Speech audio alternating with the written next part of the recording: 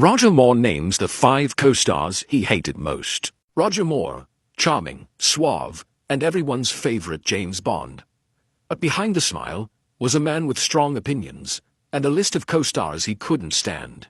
In his memoir, Moore didn't hold back, naming names and revealing shocking on-set behavior, backstage betrayals, and clashes that even time couldn't smooth over.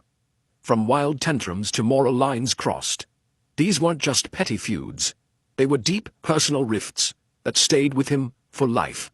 So who made his list of the most hated? And what happened that pushed Roger past his limit? Roger Moore wasn't just the man behind the martini glass.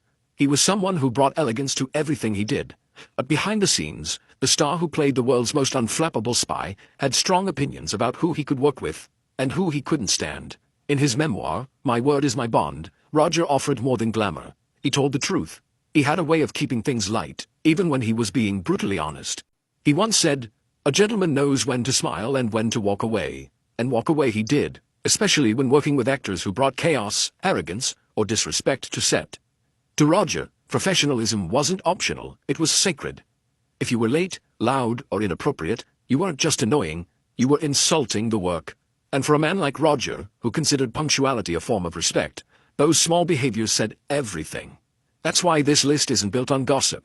It's built on the kind of disappointments that leave a lasting sting, and that stick with a gentleman for life. Now, from this deep sense of respect, we move to the first man who shattered it entirely. Roger Moore never minced words about Hervé Villechaize, his co-star from The Man with the Golden Gun. In public and in print, he called him a sexual maniac, and it wasn't said with a smirk. It came from real discomfort. Hervé's behavior on set was often inappropriate. He allegedly touched women without consent and ignored boundaries, even after being told to stop. Roger described it as deeply uncomfortable and said, "There's cheeky, and then there's criminal." What started as quirky antics soon felt dangerous. Adding to the tension, Villechaize bragged constantly about his supposed sexual conquests, even throwing around the number 35 during production. Roger coolly responded, "He counted every paid encounter. I told him that didn't count." The tension between them wasn't just professional, it was personal. Tragically, Villechaize's career declined, and he died by suicide in 1993. Roger later said, "It's not my place to judge a man's pain, but I'll never pretend we got along." Tony Curtis was charming, but Roger saw through the charm. Their time together on The Persuaders wasn't all smiles. Tony, by Roger's account, was frugal to a fault, and often morally slippery. "He invited me to dinner," Roger wrote, "and served the smallest roast chicken I've ever seen." But it wasn't just the food. It was the attitude. Tony once shared advice from Burt Lancaster, telling Roger that, if you're caught in the dressing room with a young woman, just keep going, and deny everything later. Roger was stunned.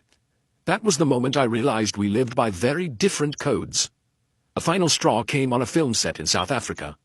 Roger was propositioned by an actress, while his wife was nearby. Tony's earlier advice flashed in his head, but Roger declined. "That's not me," he later said. "I took marriage seriously. Not everyone did." Curtis never apologized for his lifestyle, and Roger never judged him out loud. But the respect had faded. "We worked together, we laughed, but I wouldn't call him a friend," Roger later admitted. Roger Moore admired Frank Sinatra's voice, but the man behind it, not so much. Their first major encounter was explosive. A public fight involving John Wayne at a party at the Moulin Rouge. Sinatra had ties, and Roger knew it. Years later, Roger asked Sinatra directly about rumors of mob connections. To his shock, Sinatra didn't deny it. He just shrugged and said most places he played were mob-owned, Roger recalled.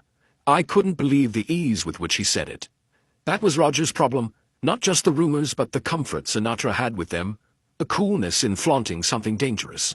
It didn't sit right. "I came from the theater. I believed in decency, that wasn't it." The two men remained civil, but the bond was thin. "We shook hands," Roger said, "but there was no trust there." That honesty, even when it made people uncomfortable, is what made Roger Moore unforgettable. But not all odd behavior came from crime or arrogance. Some came from people Roger once admired.